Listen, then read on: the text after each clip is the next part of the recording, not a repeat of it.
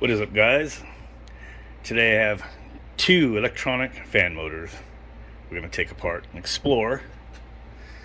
The small one is the fan motor out of this Carrier high wall that I actually blew up when one of my wires coming out of this motor touched ground out in my outdoor unit, because I had attached wires to this and ran it out there for my controller, which worked on the test bench just fine until I let it ground out to the chassis ground. We'll take a look at that. And then I have this motor that you're going to see a lot more of. This is one of those, I guess it's probably a German brand. I can't even pronounce it. You're already seeing these showing up like in the train, President units and some other units. Pretty cool. That one's from a Carrier rooftop unit. And this is the Axial Fan. So start with this one first, because this won't take too long to go over, and then we're going to explore this one.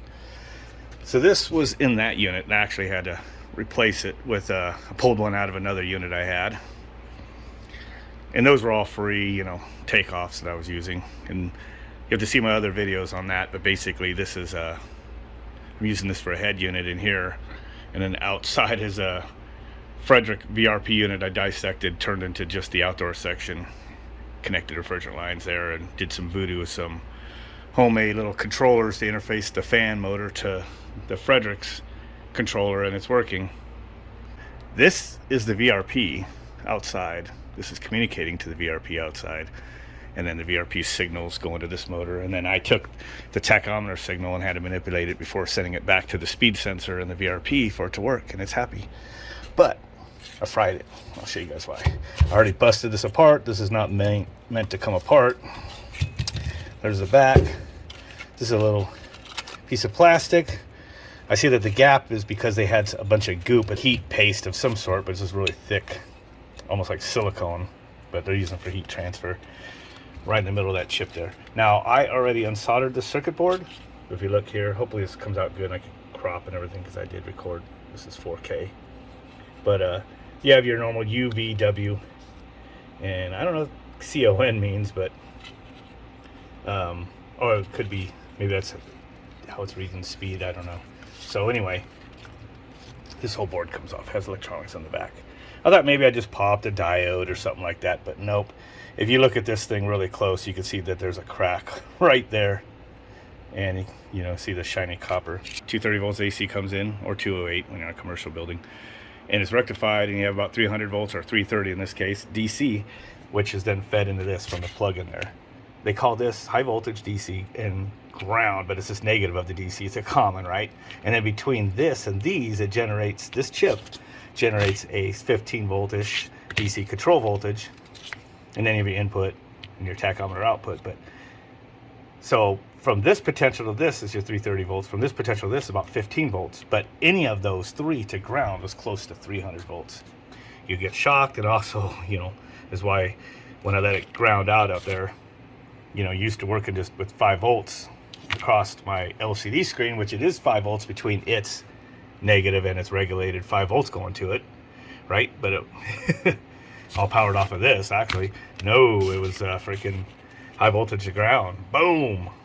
And it's the same way with these. When you work on these units and you look at the literature, it's going to say, ground, and then or common or whatever in the literature, and then it's going to call this one, when you're checking it, high voltage, 300 and something volts DC. But then it's going to say, 15 to 17 on this one, and this one's 15 to 17. It's the signal in. It's 0 to, actually, this one's going to be 0 to 6 volts in. You're checking it from ground to these pins. Those are the potentials you get. But if you touch any of those pins to ground and you work on these Mitsubishi, Carrier, probably Daikin, any of those brands, you're going to get lit up. Even if you touch what says 6 volts or something, or 15 volts, and you touch ground, boom, you're getting shocked off your ass. So anyway, learned my lesson with that, and that one below on it. So here's this German-made motor that you see like in, like I said, trains and other brands now, and this is driving the axial motor in the new Carrier. Something's wrong with this. So I've tested the other motors And these are just electronic DC motors, just like this is, just a giant version of that. That's all this is. Works the same way actually too. So, but look at that, it doesn't want to keep rotating. So I've seen that happen like on, you know, the smaller ECMs, like when motors short out and whatnot. I already took the screws out of it. But anyway, before you guys talk crap about these motors, you know, just remember it isn't from a lack of trying as they work the bugs out on these. I mean, there's a lot of quality to these. So here's the harness. It just unplugs once you take 2 screws out. It's pretty awesome. You're not going to be doing that in the field. You're just going to unplug it right here. And the way this works is your black, yellow, and blue on this one was high voltage. It's either a 460 or a 230, 460 volt motor. So that is 460 volts, which 3-phase. You get these in single phase also, and then ground. So there's 4 wires on this. Some will have 3, L1, L2, and ground. This has L1, L2, L3, and then these 3 pins here is your DC.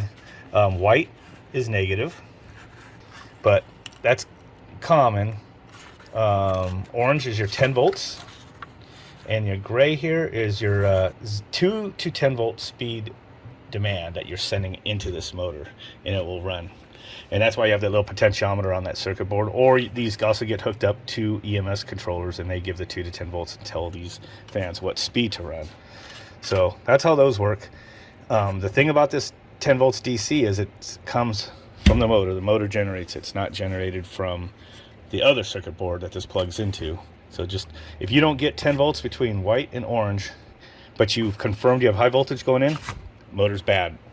Just stop right there. The motor's toast. So, yep. Anyway, I pop this off, and look at this. Ooh, I can hear something loose in there. We're going to see what that is. I'm going to find out what blew up in this, perhaps. This is as far as I've taken it apart, but look at this. Here's your electronic motor section. This is just a driver section with the horrendous heatsink on it, but look at this. Once I took the electronics off, there's nothing wrong with this part. It's not shorted internally. Permanent magnet motor, you know. So there's actually 5 connectors on that. That's interesting, but it could be, you know, the 3 poles to drive, and then maybe a tachometer or something like that. But this does not send speed reference back to the Carrier controller board or anything like that. It just probably sends it back to itself, and it all adjusts internally. So you give it a demand for how much airflow, and it does all the calculations, you know, and everything for, you know, what the demand is for CFM. So I'm going to go ahead and stop recording for a second while I take some more screws out. We'll see if we can get this out and find out what's broken inside there. Took a little bit of work to get this out. Take this piece out. Again, no lack of trying. This is high-tech shit. Not sure what they got down here. It looks like it might be a filter, probably a like a reactor, you know, goes right here. That makes sense. It's probably in line with the DC power supply. Speaking of that, this doesn't have like your normal big round capacitors. Wow. So it's I think that's still on the filter. You got your MOVs, metal oxide varistors after the fuses. That's to clip your transient high voltage spikes, you know, to protect this. If it's really quick, very high voltage, these will suppress them, and they just shunt across. They're in all 3 combinations between L1, L2, L2, L3, and L1 and L3. So you have 3 of them, 2 fuses just on it. You know, it looks like one doesn't have a fuse. You don't need to. You only need to fuse 2 of the 3 legs, just like you only need a contactor for 2 of the 3 legs to break all potentials after that. So here's the IGBT block, whatever you want to call it.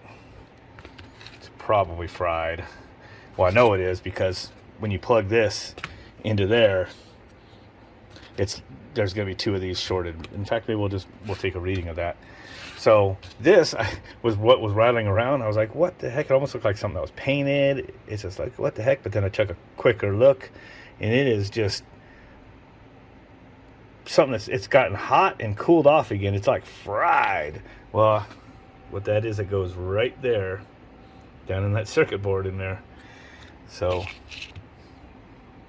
don't think it was a fuse. It could have been a wire wound resistor for current limiting or something. Not sure, but it exploded. So when this went south, it probably continuous current, and that gave up the ghost. And that was it. But yeah, you can see, and there's looks like some action happened over here too. It's all black. So when this thing, MOSFETs or IGBTs, whatever kind of transistors it's using, when it's pulsing really short duty cycles, and it could be a pattern. It could be like more than one pulse for every, it's a bunch of quick pulses, and then it's very controlled, and it does it when the permanent magnet is in the right relationship with the winding, and it pulses that winding, and it pulses them, AC motors, it's a whole bunch of pulses, like short, fast, short, if it's a good VFD or whatever, and just through it and inductance and everything reproduces like a pseudo, waveform of your amplitude going up and down, and then reversing the polarity and the amplitude go up and down on an AC sine wave. VFDs kind of reproduce that just with all DC. Yep, chances are I'll ohm that out. That's probably good. And then between here, it's going to be funky. I have the feeling that two of these, you see how it just goes over to some very small electronics over here. This is going to be some sort of tachometer signal or something. So here's your three outputs, U, V, and W. And then this is probably TAC or something coming out of there. I doubt there's any other electronics up in there. These are going to be very difficult to take apart. I tried to take apart one of these a long time ago when I seen one in a President. Underneath here is like this part is pressed on, so you need to get something to pull that off. But I think it works. If these read okay, I'm kind of tempted to hook this up to a VFD and just run it real slow and see if it will work. It'll work until it loses sync. I'm still learning about that. Regular VFDs that I have can't run DC motors. They will spin until it loses sync, and then it just, all bets are off. But I guess you could get some of those VFDs.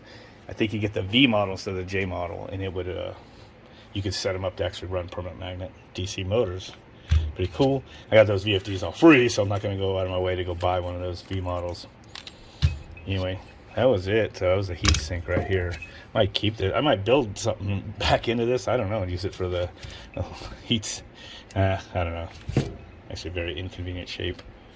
But yeah, there it is. It's the Axial Fan in a Carrier.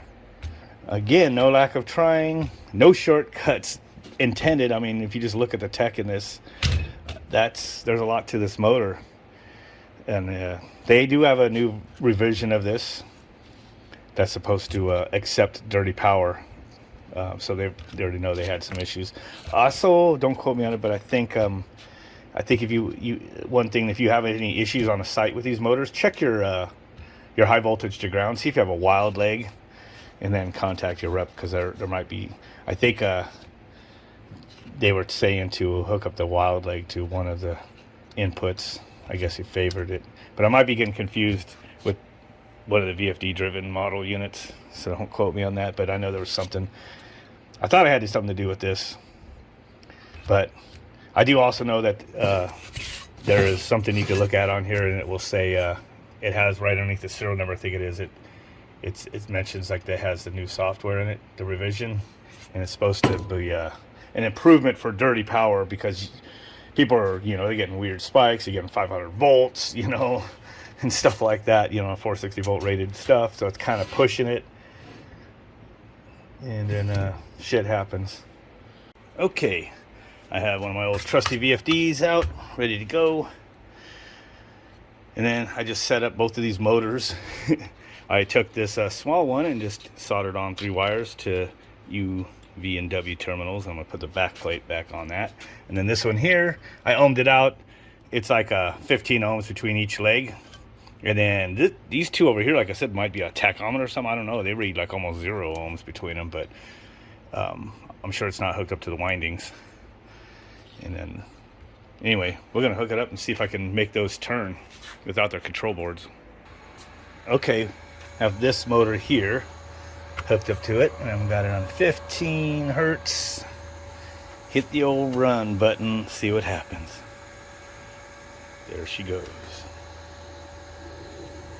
See if we can speed it up. Let's go to 20 hertz. 20. Now remember, J model, not a V model. So until it loses sync, it might actually spin the motor.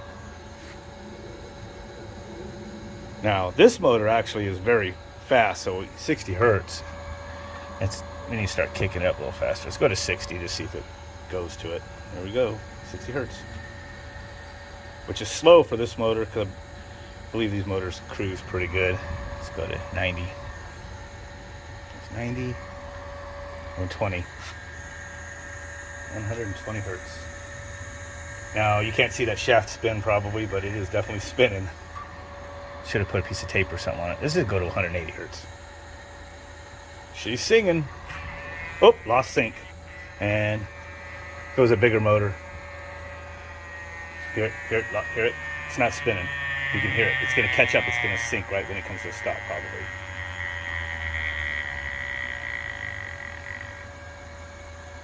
Yeah, there it goes. So, with an AC motor, you create an alternating current, you know, but it's a rotating magnetic field, and the armature section does commonly lag behind that. They call it motor slip. DC motors cannot do that. Like permanent magnet DC motors cannot do that. They need to have the winding pulsed at the right time when it's in relationship. So evidently there is a model of this that can kind of, it probably reads the unused windings, which is what ECM motors with their drivers do. They look at when they're powering, putting current, you know, to 2 of the 3 terminals, it's looking at another one to it can actually use it to see when the motor is at the right position, and then it'll sequence that way, keeps it all in sync, and gets you maximum efficiency, torque, everything. Piece of red tape. Let's do it again. 60 hertz. This might actually cause it to shake a little bit, but maybe not. And then we'll speed this up to 120.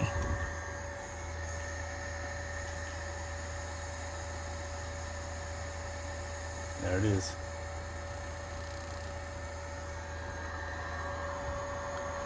$180. Was that where it was last time when it lost sync? Watch it. The motor will suddenly stop. It's actually speeding up. There it goes. Let's see how it jerked. It's lost. It's not moving at all. See, it stopped. Now you can hear the pulsed winding slowing down with the deceleration curve of that VFD. And it's getting hot at that point too. Plus the pulses might be too high. Might need to change the voltage settings, which change the pulse width. It's always the same voltage when you got just a DC bus. It's how long you keep the pulses on. So if I turn the acceleration curve, timing, so it slowly increased it, it would probably get up to that speed and not lose sync. Now, of course, when you have a load on it, it's all unpredictable.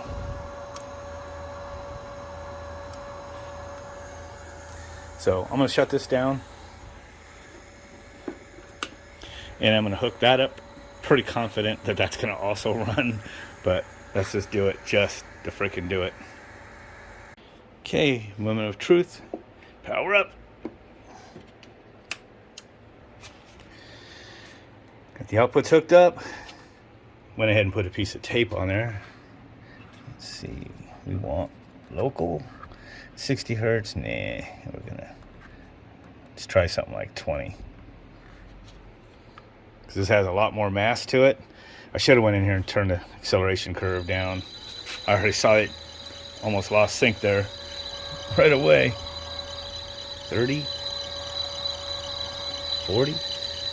Oop. It's not too happy.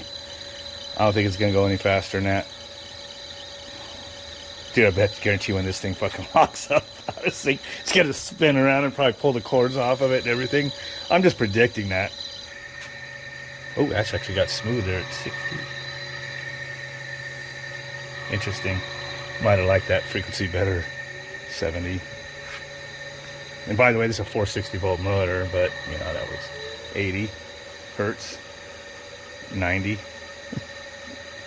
100. Oh, no, it didn't shake. 100. and this tripped. Alright, can only get away with so much. Reset.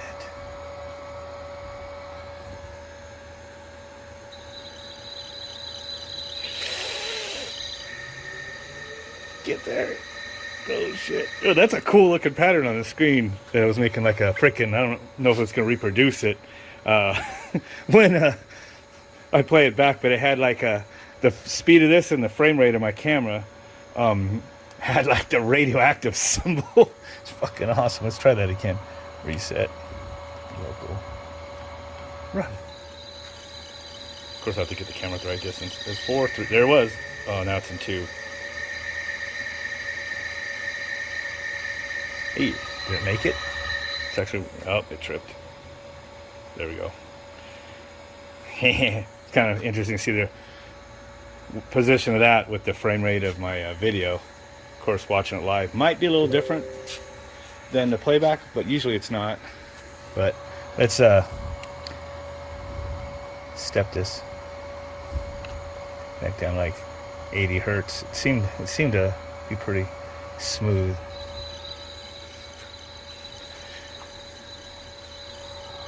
Eight hertz. Oops. Usually this thing won't even go that slow unless you have the programming set to allow it. Too fast. Lost sync.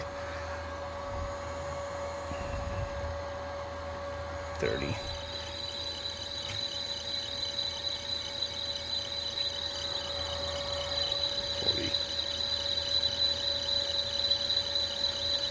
$50. See that kind of motion's got going on. 60, it seemed to smooth out before. 70. 80. 90. 100.